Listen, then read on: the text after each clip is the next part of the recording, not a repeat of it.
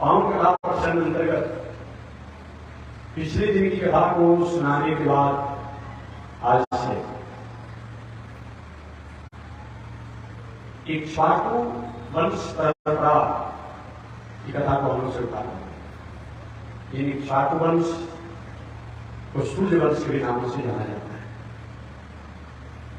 श्री सुखदेव जी महाराज ने समुद्र मंथन की कथा को सुनाने के बाद परीक्षित से कहा है, परीक्षित अब 17वें मनु की वंश परंपरा तथा उनकी कथा को मैं सुना रहा हूं। वह 17वें मनु विवस्वान के पुत्र यशस्वी श्राद्धदेव मनु है। विवस्वान है सूर्य। 17वें मनु का नाम है श्राद्धदेव वैवस्वत मनु, जो विवस्वान के पुत्र हैं, यानी सूर्य देव के। सूर्य नारायण से, सूर्यदेव से जो आगे चलकर की वंश परंपराएं चली, वही सूर्यवंशी कहलाता है। उस सूर्यवंश में यशस्वी राजा हुए रघु जी, इसीलिए उनको रघुवंशी दिखाया जाता है। सूर्यवंश में सूर्यवंश में इक्ष्वाकु राजा हुए, इसीलिए उनका उस वंश का नाम इक्ष्वाकु वंशी दिखाया जाता है। वास्तव इक्ष्वाकु वंशी कहिए, रघुवंशी कहिए, सूर्यवंशी कहिए, सूर्यवंशी कहिए, सब पास आते हैं। श्रीमद् वाल्मीकि रामायण में वाल्मीकि जी ने निवेदन किया, इक्ष्वाकु वंश प्रभो राम नाम जनिष्ठ। सूर्यवंश का नाम लिया गया, इक्ष्वाकु वंश नाम। इक्ष्वाकु वंश प्रभो रामो नाम जनिष्ठ। कौन ऐसा दुनिया में होगा जो इक्ष्वाकु वंश में प्रकट श्री राम के नामों को नहीं सुना? वाल्मीकि लिखते हैं कि हराम कहेंगे तभी राम, विराम कहेंगे तभी राम, आराम कहेंगे तभी राम। जैसे भी कहेंगे राम को आप छोड़ नहीं सकते। राम को जीवन से अलग कर दिया जाए, आप सब हो जाएगा, आप सब हो जाएगा। राम को विश्राम से हटा दिया जाए तो दीप सभी रह जाएगा। इस मतलब ही निकलता है।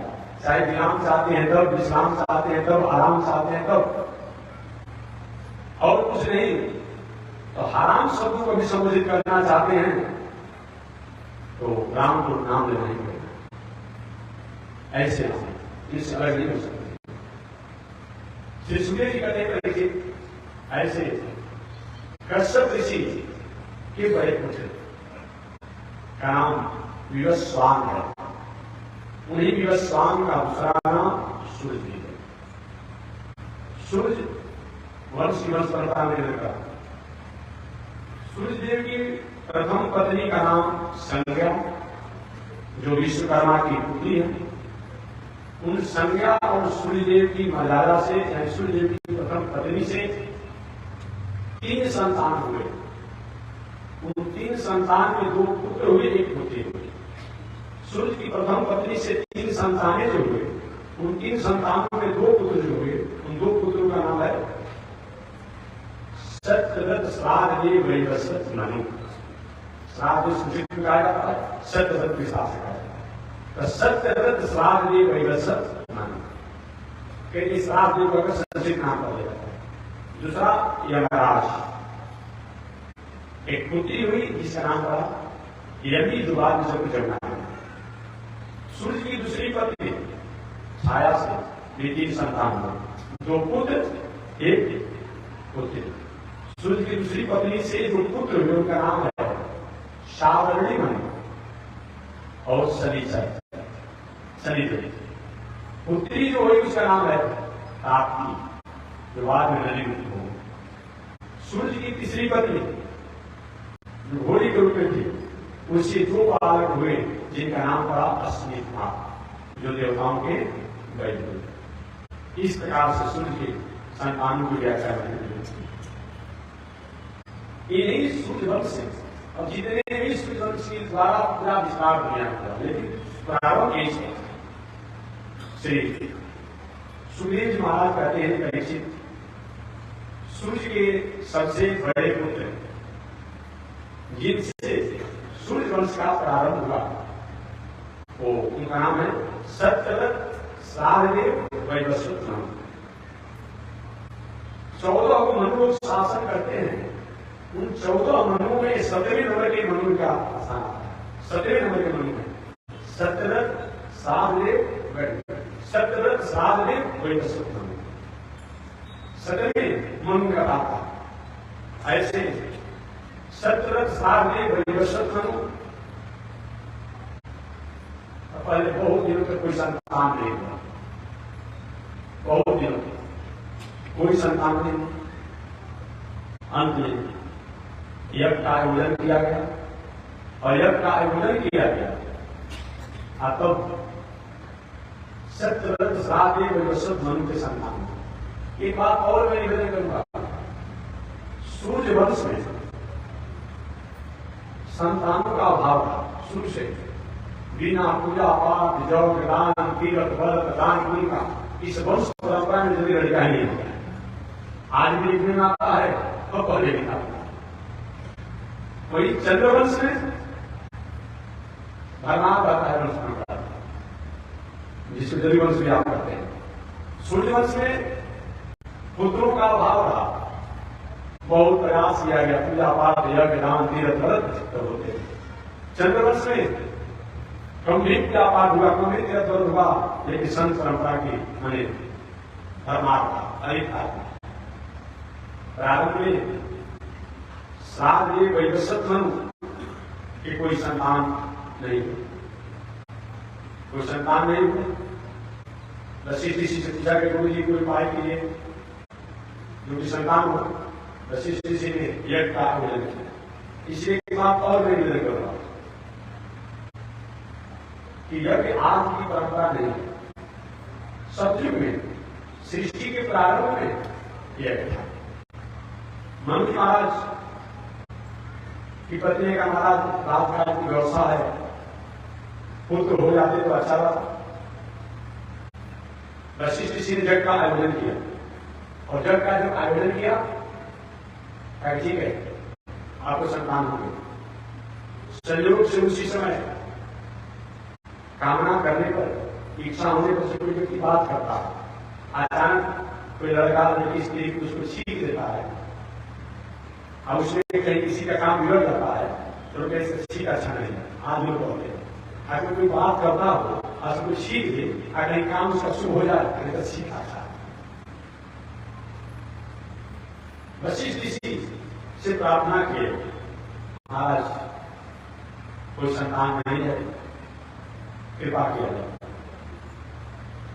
उस समय अचानक मनु जी को छींक आ गया और समय से उनकी पत्नी से जो बालक हुए, तो अगर छींक बहुत शुभ है और तो उनका नाम पड़ेगा इक्ष्वाकु। क्या नाम पड़ा? इक्ष्वाकु। मन में कामना थी, उस कामना के समय पर छींक आया और छींक आने के बाद समय से संतान हो गया। वैदिक मर्यादा अनुसार, वैवाहिक मर्यादा अनुसार तो वही अपना आप छींक बहुत शुभ है और तो उस बालक का नाम कर दिया गया इक्ष्वाकु। वही इक्ष्वाकु। ऐसे समय पाकर के देश काल आपके अनुसार मनु महाराज के 10 संतान हुए। उन 10 संतानों में सबसे बड़े का नाम इक्ष्वाकु, दूसरे का नाम नभक, तीसरे का नाम धीष्ट, चौथे का नाम सरजाति, पांचवें का नाम नरिशन, छठवें का नाम नाभाग, सतवें का नाम दिष्ट, आठवें का नाम करुष, नौवें का नाम कृषक और 10वें का नाम वसुमान। इस प्रकार सूर्यवंश के प्रभावशाली प्रतापी जो राजा हुए प्रथम सूर्यवंश के सत्यव्रत सारदेव वैवस्वत मनु।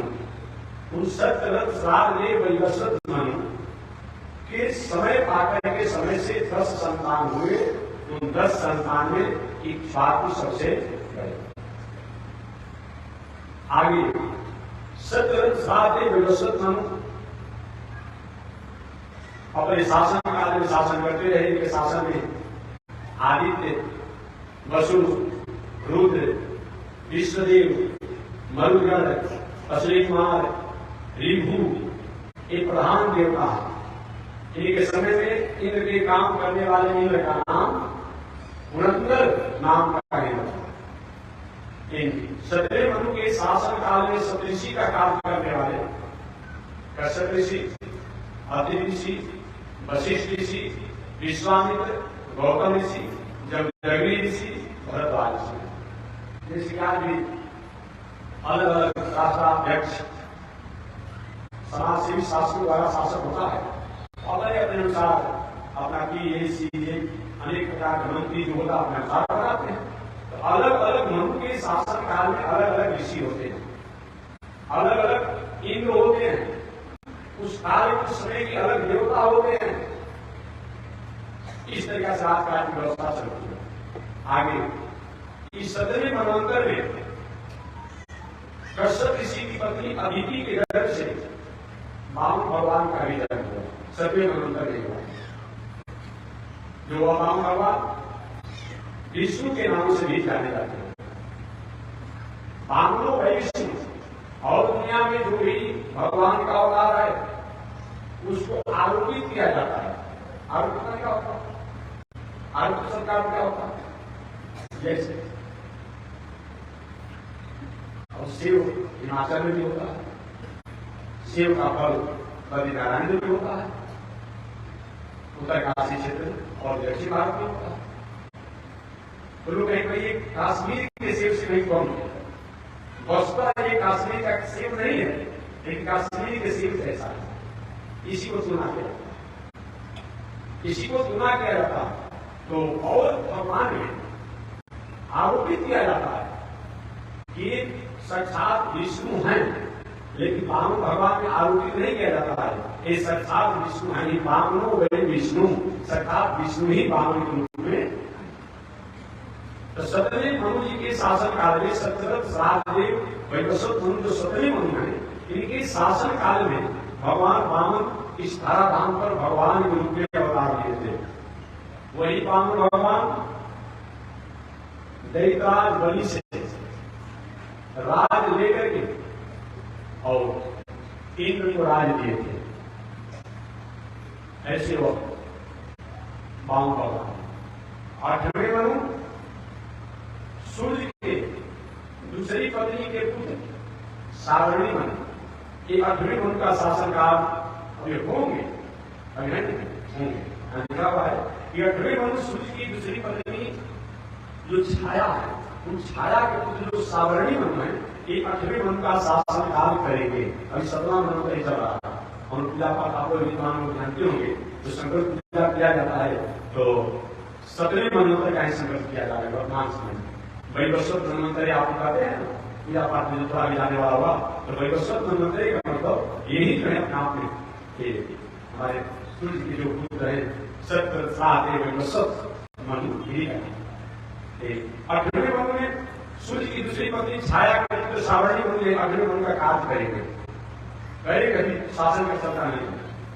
8वें मनवंतर में क्या भविष्यवाणी करेगा? और समझिए 17वां मनवंतर चल रहा, 8वां मनवंतर आने वाला, और उसकी भविष्यवाणी भागवत में ऋषि द्वारा कर दिया गया है। और समझिए कितना मनवंतर का शासन बहुत लंबा चलेगा। अभी समझा जाए 17वां मनवंतर एक मनु का शासन काल जो होता है 71 बार चारों युगों को बीतने में जितना समय लगता है उतना एक मनु का शासन काल होता है। समझ लीजिए, चारों युगों को 71 बार बीतने में जितना समय लगता है उतना एक मनु का शासन काल होता है। अभी तो 17वां मनु का शासन काल चल रहा है। अभी तक दुनिया के लोग जब वैज्ञानिकों ने आविष्कार नहीं किया था इतना ही में मानते थे कि हम जितना कहें दुनिया में उतना ही है। और तो किसी चीज को मानने को लोग तैयार नहीं था, तैयार नहीं था लोग। और तो धीरे धीरे मानने को तैयार हुए कि नहीं, चंद्र लोक पर भी जमीन है, वहां पर भी खेती की जा सकती है, वहां भी खनिज हो सकता है। अरे दूसरे को क्या था, सुनते ही लोग घर में आते नहीं होते ऐसी कर सकते। और क्यों घर नहीं लग गया है, घर नहीं लग गया है, और वहां मकान बनाने से लेकर खेती करने से लेकर के सारी बातों को पुरानी हो रही है। भाषण किया। मैं निवेदन करना चाह रहा हूं कि कुछ दिन पहले मैं गया था बंगाल, हमेशा निवेदन करते रहता हूँ। एक महान भाव ने हमसे पूछा था, 2010 था, 2010 से 12 जुलाई का याद कर लीजिएगा आपको, 2010 से 12 जुलाई था। मैं गया था बंगाल में हावड़ा में। तो एक महान भाव ने हमसे पूछा, पत्रकार बोले जी कि स्वामी जी महापर्व होगा, होने की तैयारी में सारे लोग हो रहे हैं, कोई व्यक्ति को हार या हार को मरना ही तो बड़ी बात है।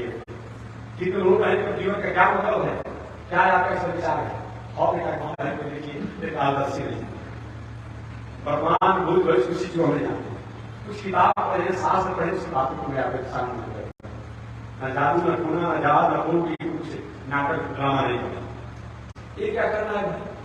उसके लिए तो कहीं से बुला दिया जाएगा, जानवर को 4,000 रुपये लेकर बैठा देगा और उसके लिए पूरा जीवन हम बर्बाद कर दें। क्या मतलब होता है?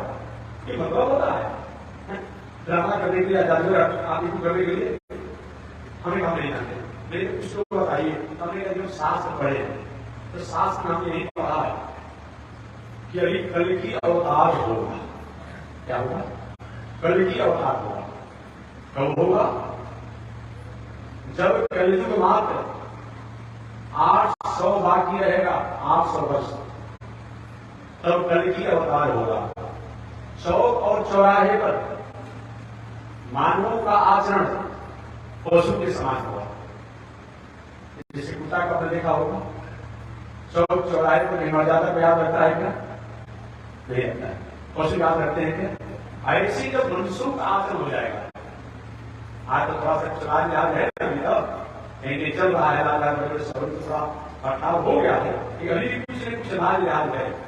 जब चौक और चौराहे पर मनुष्य पशु के समान आचरण करने लगेंगे, खड़े भोजन करेंगे, खड़े अनुशंका करेंगे, खड़े संतानोत्पत्ति का विचार प्रकाश करेंगे, पशु और उनमें बहुत अंतर नहीं रह जाएगा, पशु तृप्ति हो जाएगी, तब कल की अवतार होगा। उत्तर प्रदेश के मुरादाबाद जिला के संबलपुर ग्राम में विष्णु जस ब्राह्मण की कुमारी कन्या कल की अवतार अभी नहीं होती। मैंने कहा कि देखिए अभी तो भगवान को लेकर अवतार हुआ नहीं, मैं कैसे कर लेने का मानू? ठीक है, ये होते रहेंगे, तूफान आएगा, कभी आंधी आएगा, कहीं भूकंप आएगा, कहीं भूस्खलन आएगा, कहीं नदियों का बाढ़ आ जाएगा, कभी समुद्र से लहरें आ जाएगी, ये सब तो होते रहेगा। लेकिन पूरा दुनिया ही समाप्त हो जाएगी। ये शास्त्र के हमारे वैदिक परंपरा के शासन के अनुसार वैसा समय नहीं आता है। हो सकता है आधुनिक वैज्ञानिकों द्वारा अपना कैसे फैला हो तो उसके बारे में तय करेंगे, ऐसा संभव नहीं। देख भी रहे हाँ नाचना तो लगा रहेगा, सब होते रहेगा। तो समझिए कि अभी 7वां मनवंतर चल रहा है, 8वां मनवंतर में कौन होंगे, 9वां मनवंतर में कौन, 14वां मनवंतर की बात बता दी गई है। कितना विज्ञान आगे पहले इसी का रिसर्च करके आज वैज्ञानिक लोग आगे काम करते हैं।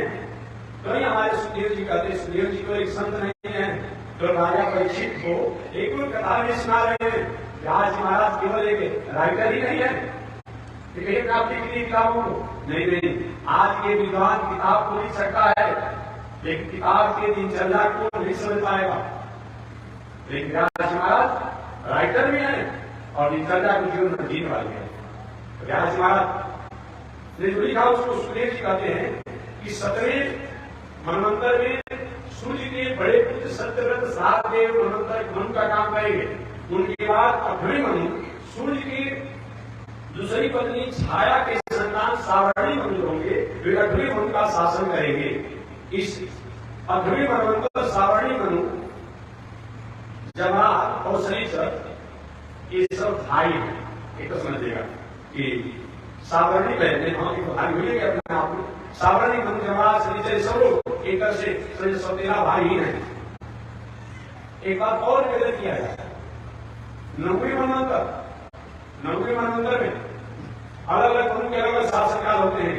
9वें मनवंतर में वरुणदेव के पुत्र दक्ष सावर्णी 9वें मनु होंगे और 10वें मनु उपश्लोक के पुत्र धर्म सावर्णी होंगे।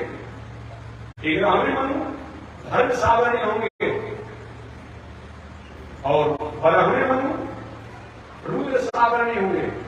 13वें मनु देव सावरणी होंगे और 14वें मनु इंद्र सावरणी होंगे। इन सभी मनुओं के शासन काल में अलग अलग देवता होंगे, अलग अलग ऋषि होंगे। उस समय के परमात्मा के अलग अलग अवतार होगा।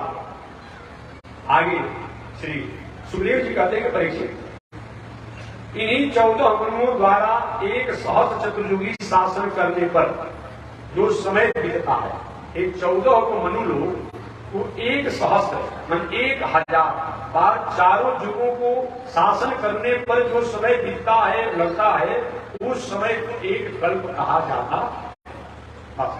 एक कल्प का मतलब क्या हुआ?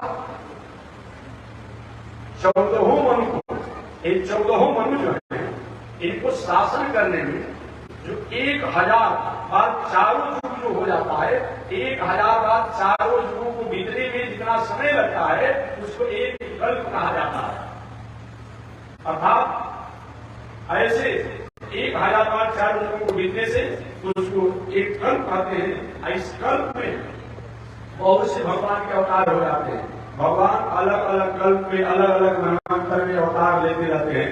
इसीलिए किसी किताबों में, किसी ग्रंथों में और आपको पढ़ने को मिलता हो कि महाराज इस किताब में तो भगवान के अवतार के बारे में ऐसे लिखा है, इस किताब में तो भगवान के अवतार के बारे में ऐसे लिखा है, तो कोई शंका मत कीजिएगा कि एक बार तो भगवान का अवतार होता नहीं है। जब जब कल्प और जब जब मनु का शासन होता है तब तक अवतार होता है। तो भगवान के कुछ न कुछ अवतारों में, गुण में, लीला में कुछ न कुछ अंतर हो जाता है। ऐसा जान करके कभी किसी प्रकार से भ्रमित नहीं होना चाहिए। आगे सुखदेव जी कहते हैं कि परीक्षित, मनुपुत्र और देवता सबको नियुक्त करने का केवल जितने भी मनु होते हैं, मनुपुत्र होते हैं, देवता होते हैं, देवों का राजा होते हैं, ये सबको उस पद पर बैठाने का एकमात्र केवल भगवान को अधिकार होता है। तो वही अपने आप लोगों को उपयुक्त स्थानों पर बैठाते हैं।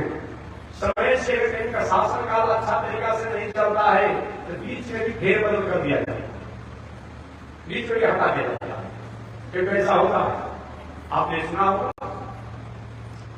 एक जो देवराज है, बैठे थे, संकट सही काल नहुष का नरेश राजा नहुष का आपने नाम सुना होगा। राजा नहुष 100 अश्वें जगह के इंद्र की गद्दी पर तो बैठे, लेकिन इंद्र की गद्दी पर बैठने के बाद थोड़ी सी उनकी बुद्धि मारी गई, भटक गए। और राजा नहुष और उनके मंत्रियों ने कहा, महाराज जब स्वर्ग लोग आपका हो गया, स्वर्ग के सारे आधिपत्य, राज शासन, सारी व्यवस्था, नौकर चाकर सब कुछ आपके हो गए, तो क्या पहले के स्वर्ग के जो देवराज इंद्र थे, उन देवराज इंद्र की पत्नी का आपकी नहीं होनी चाहिए क्या? और ऐसा होता है जी, जो भी जिलाधिकारी हो, न्यायाधीश हो, सारा कार्यालय, ऑफिस, कुर्सी सब कुछ अपने आप हो जाता है। तो क्या जिलाधिकारी की पत्नी अपने आप में, न्यायाधीश की पत्नी को अपने आप को क्या अपने पति के साथ रहेगी, तो जो विवाद के साथ रहेगी? एक पागलपन नहीं है क्या? और वो राजा वो जीतनी तुम लोग कह रहे हो, 9 रत्नों में स्त्री की एक रत्न होती है, जब 100 रत्न हमारे पास हो गया तो भी हमारी होनी चाहिए। मंत्री अगर कहीं ठीक नहीं हो तो राजा की बुद्धि बिगड़ने से कोई रोक नहीं सकता है। किसी भी स्वामित्व और किसी भी संस्था के स्वामित्व करने वाले का बुद्धि बिगड़ने से कोई रोक नहीं सकता है। कितनी बुद्धि मारी गई, और ऐसा होता है क्या? ऐसा तो होता है, एक बुद्धि मारी गई। राजा नहुष ने कहा कैसे होगा काम? मंत्री ने, महाराज आप सूचना क्या करेंगे? राजा नहुष ने एक चिट्ठी लिख विदा कराया पहले के जो इंद्रदेव की पत्नी सची के पास, उनका नाम क्या था? सची। सची के पास गया, सची रोने लगी, क्या करूं? एक तो मेरे पति का राज चला गया और दूसरे मेरे जीवन में मर्यादा भंग होने का, व्रत छोड़ने का ऐसा था, अब मैं किसके सहारे रहूं? रोने लगी। क्या जीवन का मतलब होता है? उसी समय बृहस्पति जी महाराज आ गए। बृहस्पति जी से सची ने, पहले के देवराज इंद्र की पत्नी ने सारी कथा को बताई, महाराज ऐसे ऐसे वर्तमान में भारत का राजा नहुष है, इंद्र गद्दी पर बैठा है, तो इस तरह से सूचना देता है। बृहस्पति ने कहा, बेटी कभी कभी दुष्टों को दमन करने के लिए, अनिति अन्याय अधर्म में रहने वाले लोगों को कुछ समय के लिए संभावना देने के लिए कार्य भर करके अगर कुछ समय का संकट टल जाता है तो बाद में अपने विवेक से काम लेना चाहिए। ये नीति है। आपने सुना होगा जिस समय अपनी बहन देवकी को कंस शब्द विवाह के दिन ही विदा कर रहा था। वसुदेव जी महाराज अपने बैठे थे, देवकी बैठे थी और कंस थकावट के साथ साथ रही। कंस सब लोग भाग रहा था। सभी देवता लोग हाय हाय करने लगे। इस देवकी का, जिस वसुदेव का रथ है, अगर कंस जैसा नालायक व्यक्ति हाकेगा कैसे दुनिया रहेगी। उसी समय देवता लोग आकाशवाणी किए, अरे कंस, जिन अपनी बहन देवकी को रथ पर बैठा करके अपने बहनोई वसुदेव जी को बैठा करके ले जा रहे हो, वही देवकी को और वसुदेव के वैवाहिक मर्यादा से भविष्य में एक संतान होगा जो तुम्हारा काल होगा, तुम्हारा मृत्यु का कारण होगा। नालायक व्यक्ति, दुष्ट व्यक्ति, कोई स्वार्थी व्यक्ति किसी का नहीं होता। गुरु होता हो, पुरोहित होता हो, चाहे संत होता हो, माता होता हो, पिता होता हो, पत्नी होता हो, भाई होता हो, स्वार्थी व्यक्ति होता है, वो टाइम स्वार्थ नहीं सिद्ध होगा तो किसी के साथ घटना कर सकता है। जो कंस देवकी को रथ पर बढ़ा करके, वो हनुमई को रथ पर बिठा करके और बिना कर रहा था, वही कंस रथ को रोक दिया। अरे मेरा शत्रु नहीं, बहन द्वारा जन्म लेने वाला है। अपने तलवार को निकाला और निकाल कर कुछ देवकी को अभी मैं मार डालूंगा। वसुदेव जी ने विवेक से काम किया। आप जो ससुरी राजा, राजकुमार राजा जानते हैं, बेटी होती है, बहन होती है, भगी होती है, स्त्री होती है, अबला होती है, इस पर हत्या करना। जैसे महाराज हत्या तो नहीं करना चाहता, मेरी चचेरी बहन है, इसके पिता को जेल में मैंने बंद कर दिया है, मैंने इसको बड़े धूमधाम से विवाह किया, लेकिन आपने नहीं सुना आकाशवाणी की बात। आकाशवाणी ने कहा कि तुम्हारा शत्रु, तुम्हारे काल, तुम्हारे भागने वाला इसी घर से होगा, क्या मैं अपने काल खुशी छोड़ दूं? बस मेरे कैसे बताइए, आपसे भैया बच सकते हैं, बच सकते हैं, वो भी नहीं बचा है, बच भी नहीं सकते। आपने कहीं वो आधुनिक पौराणिक कथा सुना होगा, आधुनिक पौराणिक कथा सुना होगा। एक बार एक बहुत बड़े विद्वान पंडित ज्ञानी थे, उन्होंने दैवज्ञों से लिखा कि मैं आपको देख लीजिए, महाराज आपका वो मगध देश, कलिंग देश, बंग देश में आपकी मृत्यु होगी, ये लिखा हुआ। एक बार में काशी का रहने वाला और हमारी मृत्यु बंग देश में होगी, मगध देश में होगी, ऐसा नहीं हो सकता। असहाय और संयोग से अंतिम स्थिति हो गए, ना हाथ से चला, हाथ से कुछ काम होगा, ना पैर से काम होगा। समय मृत्यु का आ गया नजदीक, लोग ही करने हो सकता है इसी तरह से भविष्य बात करते रहता है, बताइएगा जिसे क्या होने वाला है, हाथ से कुछ हो ही ना जाता, पैर से होना, शरीर सब इस असहाय हो गया है। संयोग से उसी समय एक घुड़सवार घोड़ी के सवार करके सुंदर घुड़ा दिया और संतुलित के सामने खड़ा हुआ। ये जो बड़े आदमी खड़े, ऐसे घोड़ा चला जाता है, ऐसे ही घोड़ा चला जाता है, किसी को चला रहे हो, ऐसे घोड़ा नहीं आगा जाता है। महाराज कैसे आगा जाता है तो हमको तो हम बताते हैं, और उनको टांग करके घोड़ा पर बैठाएगा। आज ये नहीं घोड़ा को बैठाएगा तो घोड़ा इतने तेज में दौड़ा कि जाकर के वहीं मगध भगत जाकर वही काल से भी बच नहीं सकता है, जो जैसा काल है वो श्री कृष्ण जी महाराज ने कहा, कई काल से तुम बच सकते हो, ऐसा होगा नहीं होगा। महाराज तब क्या किया जाए, उसमें विवेक का काम किए। ऐसे एक में पाया आपकी अपनी बहन से तो भय नहीं है, मुझसे भय नहीं है, आपकी बहन से जो संतान होगा उससे तो भय है। ठीक है, चलिए मैं वचन देता हूं, मैं ये वचन देता हूं, जो संतान होगा उस संतान मैं आपको सुपुर्द कर दूंगा। हाँ, ये बात तो आप सीखा, ये बात तो आपने सीखा, मुक्त कर दिया, मुक्त कर दिया। पुनः आकाशवाणी हुई, कर्म देवताओं की भावना में मत फंसो, देवताओं की भावना मत फंसो। कब देवता कैसे अपने आप में क्या कर देंगे, अंत में छोड़ दिया था, मुक्त कर दिया था। लेकिन पुनः जब आकाशवाणी द्वारा होगा ले जाके उस देवी और देवती को दोनों को जेल में बंद कर दिया। बस ये और देवती जेल में बंद हो गए। कृष्णा के विश्वास से बाद में प्रसन्न से बताना संयोग से प्रथम संतान के रूप में कन्या हुई। कंस को सूचना हुआ, कंस आया करे तो बालिका, इसी तो मेरी मृत्यु होनी नहीं है। उस बालिका को लिया और ले करके पुनः लौटा दिया। देवी बालिका को लेकर के कारागार में गई, अपना पीन गई। संयोग से नारद जी महाराज का आगमन हो गया। देवी तो समझिए विचित्र है। नारद जी मथुरा गणेश आप उदास हैं, हमारा आकाशवाणी ने कहा था मेरी बहन से संतान होगा, मेरी मृत्यु का कारण होगा, संतान तो बालिका होगी, उससे क्या करने वाला, उससे क्या होने वाला है। नारद जी ने समझा दिया। लेकिन आकाशवाणी ने कहा कि गर्भ 8वां के प्रथम के बाप नहीं कहा।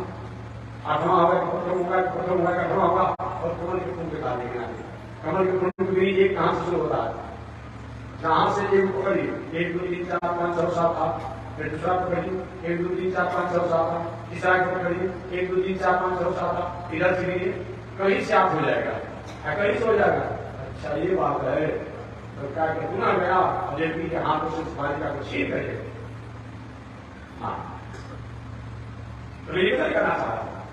काश वसुदेव जी महाराज अगर विश्वास नहीं दिए होते ठीक है मैं बालों को बालिका को दे दूंगा, तो देवकी को ही मार डालता। और देवकी के लिए मृत्यु हो जाती तो भगवान श्री कृष्ण धारा धाम पर कैसे करेंगे। कभी कभी असंतुलन अमर्यादित रहने वाले लोगों से थोड़ा सा आगे पीछे मुड़ करके देख करके सुन करके कोई काम अगर बनने वाला हो तो उसको भाव देना चाहिए हमेशा के लिए। वही बृहस्पति जी ने कहा बेटी अभी धर्म की रक्षा करने के लिए देवराज ने की बातों को मान लो। वही सची ने दूध श्रीजी के मैं राजा नहुष जो देवराज ने बने हैं मैं पत्नी बनूंगा। एक मेरी इच्छा है कि हमको लेने के लिए ऐसा वाहन, ऐसा पालकी को होने वाला आदमी होना चाहिए जो आज दुनिया में किसी का कहानी का काम नहीं किया। राजा नहुष ने नया पालकी बनवाई और पालकी बना करके कहां ढूंढने लगा, कहां मिले। संयोग से ये सब ऋषि लोग ब्राह्मण देवता लोग थोड़ा सा कभी विचित्र होते हैं। विजयमन क्या करने वाले ब्राह्मण होते हैं। अगर कोई विजयमन क्या किसी का हो और दूसरा कोई 80 भी ब्राह्मण पहुंच गया और उनका स्वर्ग हो जाता है, हो सकता है हमारे जन्म क्या चले बन जाए। स्वभाव होता ऐसे आदमी होते हैं तो पहले होते हैं।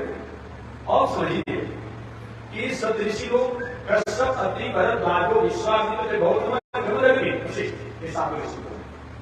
और पृथ्वी पर राजा नहुष के रोटी काम करते थे। इनको यहाँ हमारा जजमान था, हमारा जजमान बना हुआ है, स्वर्ग का राजा बना हुआ है, वहां भी हमारा ही जजमान क्या चलेगा। वहां की कोई जो बृहस्पति का काम नहीं होना चाहिए। एक मतलब होता है अरे भाई कोई जजमान में तो वहां के ब्राह्मण को नहीं खाने चाहिए ना, नहीं बोल हम ही जाएंगे वहां क्या कर रहे हैं, ऐसा थोड़ी बात होता है। और ये सब ऋषि लोग चलो स्वर्ग में चले, मेरा जजमान स्वर्ग का मालिक बना है। कुछ कौन कौन ऋषि है? कश्यप अत्रि भरद्वाज विश्वामित्र गौतम जमदग्नि कश्यप ऋषि, कश्यप अत्रि ऋषि, कश्यप अत्रि भरद्वाज कश्यप अत्रि भरद्वाज विश्वामित्र बन चुके हैं ना। कश्यप अत्रि भरद्वाज विश्वामित्र गौतम ऋषि, गौतम कश्यप अत्रि भरद्वाज विश्वामित्र गौतम जमदग्नि ऋषि भी है और वशिष्ठ ऋषि भी है। ये सब ऋषि स्वर्ग मंत्री का महाराज आपका भाग उज्जवल हो गया। राजा नहुष से क्या अरे आप कहां ढूंढ रहे थे? देखिए 7 लोग आ रहे हैं। ये महाराज जी लोग दूसरे का आया था, दूसरे का घी उठा करके जय हो राजा जी, जय हो राजा जी, आटा काटा सुंदर होने लगे। यही लोग ऐसे हैं कि आपने किसी की कहानी नहीं किए, इन्हीं को कहा बनाया।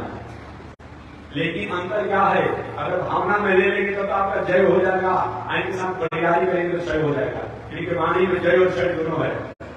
ऐसा आप बकुलवा भक्ति समझते हैं आप लोग ना, क्योंकि बकुला किसी नदी के किनारे आपको बैठते हुए देखे होंगे, इतना ध्यान में रहता है तुम्हारी मतलब बड़े बड़े योगी साधु मुक्त हो जाए, क्या ध्यान करता है वो देखता है 100 मछली भीतर से आ रही जल में से वस्तु आ जाए। वही बकुलवा भक्ति अपने आप में देखिए, पहले कहीं सीमा क्षेत्र में आते थे, राज प्रभुता के अंदर आते थे, तब कहीं प्रणाम सम्मान अभिवादन करता, दूर से देखा और दौड़ते हुए गया। कोई व्यक्ति अपने सीमा से अधिक झुक रहा हो, सहज हो रहा हो, बहुत सीमा से अधिक परिवर्तन हो रहा हो, उसे थोड़ा सा समझे रहेंगे, सजग हो जाएंगे। यदि काल में कहा है सच झुकता है तो कहीं के डर को स्वीकार करने के लिए तैयार है, बिल्ली कहीं पर झुक जाए बहुत वो भी स्वीकार करने के लिए तैयार है, और धनुष कहीं अपने आप में झुक जाए विशेष तो कहीं पे वही बाण छोड़ने के लिए तैयार है। कहीं उल्टा व्यक्ति, उल्टा नारी, ये लोग कहीं बहुत बड़ा भावना में हो जाए तो थोड़ा स्वामी सजग हो जाइए, न जाने किसी को कैसा भटका देगा, बस बात नहीं, थोड़ा सजग होना चाहिए।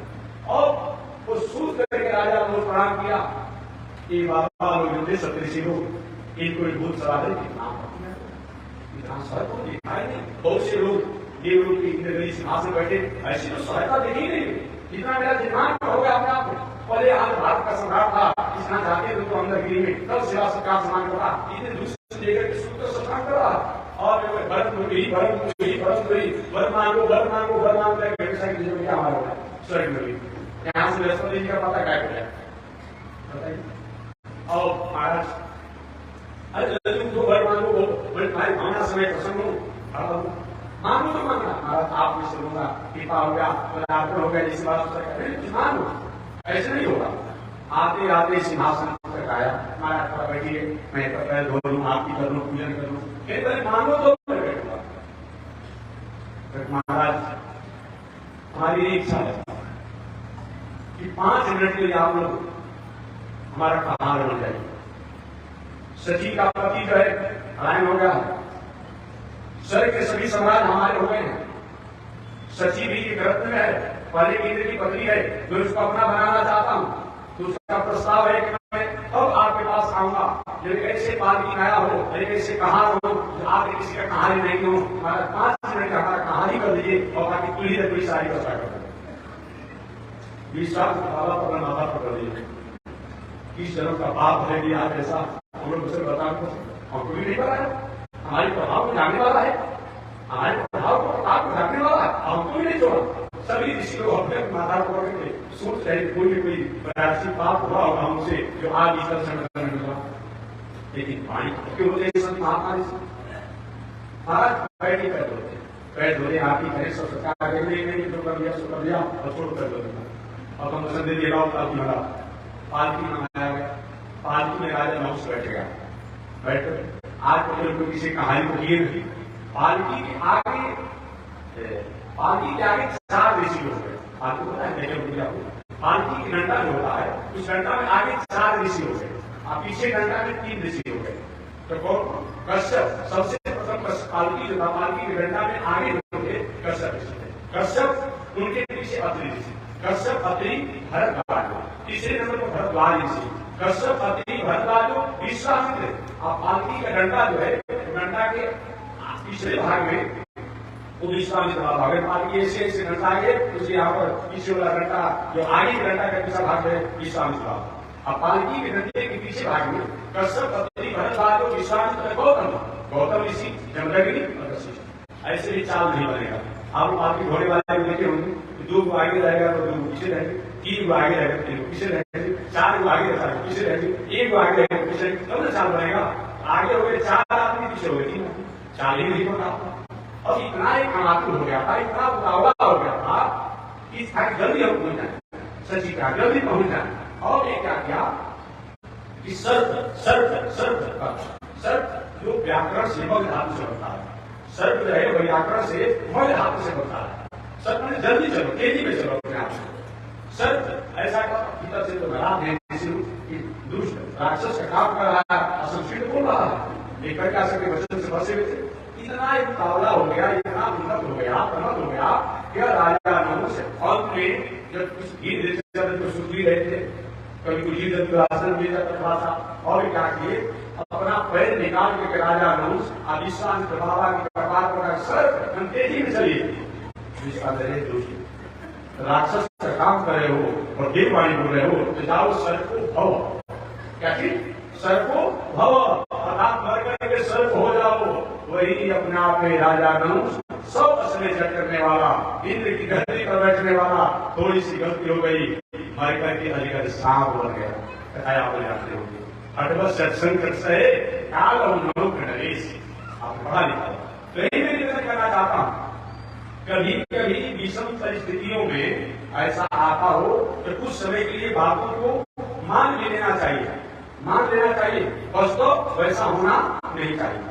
तो मैं निवेदन करना चाह रहा था, श्री सुखदेव जी महाराज कहते हैं कि हे परीक्षित, इस प्रकार की 14 मनवंतर जो है 14 मनोरुद्र में, इन 14 मनवंतर में अपने अपने शासन का इत्यादि व्यवसाय करते हैं। कभी कभी ऐसी विषम परिस्थितियां आती है तो समय के बीच में भगवान इन लोग को हटा करके दूसरे लोग को बैठा देते हैं। आगे कहते हैं कि देश काल पात्र के अनुसार भगवान श्रीमन नारायण सर्वशक्तिमान है, दयालु भी है। ऐसे भगवान समय पात्र के एक बार देवताओं का राज जब दैत्यों द्वारा छीन लिया गया, ले लिया गया, यही 17वें मनवंतर में भगवान ने दैत्यराज बलि से राज को लेकर के और देवताओं को दिया था। श्री सुखदेव जी महाराज ने कहा, प्रभु ये बताइए सबसे पहले कि भगवान ने दैत्यराज बलि से राज लेकर के क्यों देवराज जी को दिया, इस कथा को विस्तार से बताइए। तो सुखदेव जी महाराज इसको विस्तार से बताते हैं, मैं भी संक्षिप्त अपने आप में निवेदन करता हूं। जब देवासुर संग्राम हुआ तो देवासुर संग्राम में दैत्यराज बलि को पराजित करके उनकी संपत्ति को छीन ली और उस बलि को इस प्राण के साथ, जब समुद्र मंथन हो गया था, समुद्र मंथन होने के बाद देवता लोग अमृत पान कर गए थे और अमृत पान करके बलिष्ठ हो गए।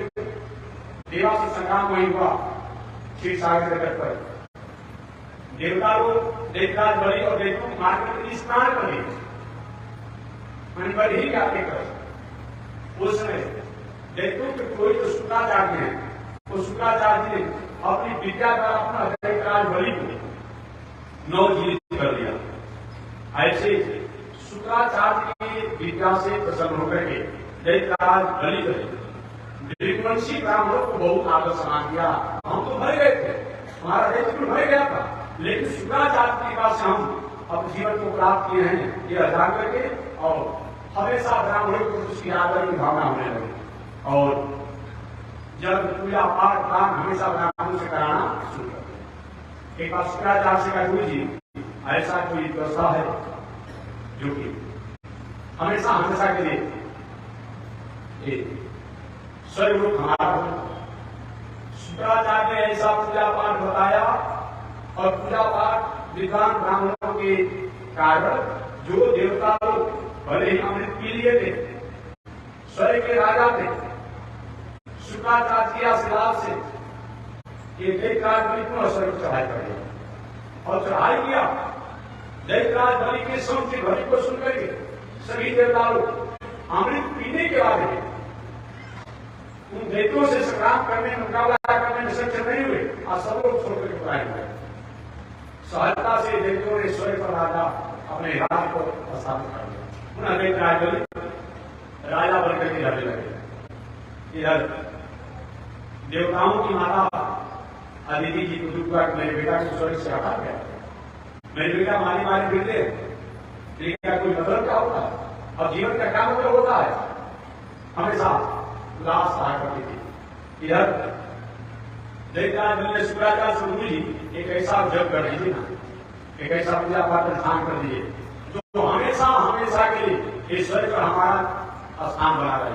कभी झगड़ा संग्राम की बातें में हमारे पास सब कुछ रहे, बहुमत की बात होता, शक्ति की बात होता, सब हमारे पास है। वही राजबली एक जगह समाप्त होता, दूसरा जगह करता, दूसरा जगह समाप्त होता, तीसरा करता, तीसरा जगह समाप्त होता, चौथा करता, करते करते हमेशा हमेशा के लिए राज को स्थापित करने के लिए वो अधिक राजबली भागवत में तो नर्मदा नदी का तक लिखा हुआ है, लेकिन ऐसे अन्य शास्त्रों में बलिया जिला के बिल्कुल क्षेत्र लिखा हुआ है।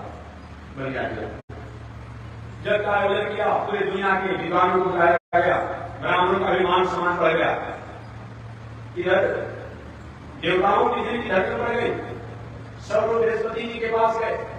बृहस्पति जी ने कहा कि देवताओं को तुम्हारा भाग को देने गए, कभी समय की प्रतीक्षा करो, समय आने तक कुछ होगा। एक दिन इस तरह से राजबली अहर्निश जग पूजा पाठ करते रहते हैं। इधर देवताओं की शक्ति की स्टेज होती चली जा रही है, कमजोर होती चली जा रही है। एक कश्यप ऋषि की बड़ी पत्नी देवताओं की अदिति ने कश्यप ऋषि से कहा, प्रभु क्या मेरे पुत्र मारे वाले तुझे मेरी नहीं गलती हूं कि दैत्यों का संहार होना चाहिए, दैत्यों का विनाश होना चाहिए, लेकिन जरूर मैं चाहती हूं कि मेरे पुत्र स्वर्ग के राजा है, उनका राज को मिलना चाहिए। कश्यप ऋषि ने कहा, गो देहो भौतिको नात्मा गो चात्मा प्रकृति पर कष्ट के कहा यह 5 तत्वों से बना हुआ जड़ शरीर, चित्त पाप के गगन शरीरा पंच रचिया परम शरीर। कहा ये 5 तत्वों से बना हुआ जड़ शरीर, गो देहो भौतिको, यह भौतिक पंच तत्व से बना हुआ है। गो चात्मा प्रकृति पर, और कहा प्रकृति से ऊपर उठा हुआ आत्मा है। इस भौतिक से शरीर से आत्मा को क्या लेना देना है? कष्ट के पति पुत्र, कौन किसका पति है, कौन किसका पुत्र है? मोह ये वही कारण, एकमात्र मोह जो है वही कारण है। अपना बेटा को सर्दी खांसी बुखार हो गया, चलिए महात्मा जी के दर्शन बाद में हो जाएगा, कथा सुना जाएगा, जल्दी अच्छे हॉस्पिटल जाएगा। गांव में जवान में रोज सैकड़ों सर्दी खांसी बुखार से जूझते रहते हैं, कोई देखने जाता है? नहीं जाते। अपने कोई हितैषी हो, प्रेमी जन हो, हर कोई घटना घट जाती है, दुर्घटना घट जाती है, एक सप्ताह 10 दिन तक भोजन ठीक नहीं लगता है, शयन ठीक नहीं लगता है, जलपान ठीक नहीं लगता है।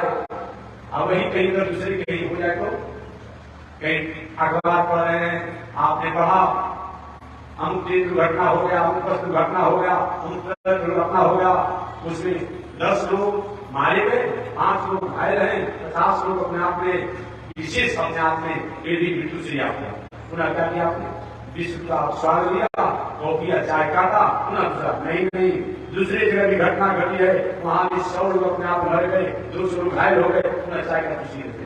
कहां दुख होता? मरने से अगर दुख होता तो चाय की खुशी लिया जाता नहीं होता। अब उसी पढ़ते पढ़ते तीसरा आपने जब भी पढ़ा लाइन एक अमुक जगह की घटना घटी है, जहां 50 लोग और मर गए हैं, अब उसने पढ़ा कि अमुक गांव की अमुक आदमी थी जो मिलेगी, और आज चाय की लगेगा, चाय का प्याला का वही छोड़ करके बिस्कुट वही छोड़ करके तत्काल दौड़ जाते हैं। मेरा मेरे समझिए इसी बातों को कश्यप ऋषि कहते हैं, कष्ट के पति पुत्राद्या मोह ये वही कारण। कौन किसका पुत्र, कौन किसका पति, केवल मोह जो है अपना जो है यही केवल दुख और सुख का कारण है। बाकी सुख और दुख अगर कहीं धन से ही माना जाता तो दुनिया में बहुतों के पास घर है, घर से खुशी बना लीजिए, होता है। पड़ोसी को दुताला मकान बन गया, तिताला बन गया, आकर कपड़े का है, टीन का है, सिर का है, रात में भी उदासी बन जाती है, ये हमारा नहीं है, इसलिए बना रहा था। इसलिए मुंह एवं कारण एकमात्र मेरा जो है यही क्या है, दुख का कारण है। बाकी कहीं किसी को पुत्र आपत्ति से कोई पुत्र कहीं नारायण हो जाते, पिता को गाली देता हो, मारता हो तो तब क्या करते हैं, पुत्री भावना रह जाती है। अगर हमको उससे स्वार्थ नहीं है, उससे किसी प्रकार की हमारी कामनाओं को अरमानों की इच्छा नहीं होती है, और पुत्र पत्नी होने के बाद उसे कोई मतलब नहीं है, ऐसा नहीं होता तो अपनी पत्नी को अपने लोग जलाते हैं। इस पति से इतना प्रेम किया जाता है, इतना स्नेह किया जाता है, विवाह करने के लिए क्या क्या प्रक्रियाएं अपनाई पड़ती है, ऐसा होता। अगर पति अपना होता तो बहुत सी स्त्रियां जो पति को कहीं शरण करके मरवाती, नहीं बता।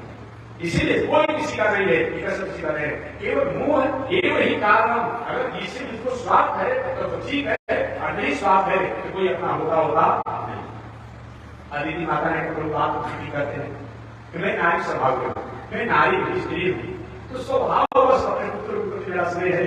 आप मेरे पुत्र देवताओं मारे पी रहे, कहीं रहने का, खाने का, पढ़ने का ठिकाना नहीं है, इनको अपना ठिकाना होना चाहिए। आप कृपा कीजिए। कृष्ण कहते भी ठीक है, चलो मैं इसको विचार करता हूँ और अपने एक ऐसा व्रत बता रहा हूँ, उस व्रत को करोगे तो तुम्हारा पुत्र किसी कुछ झगड़ा नहीं करेगा,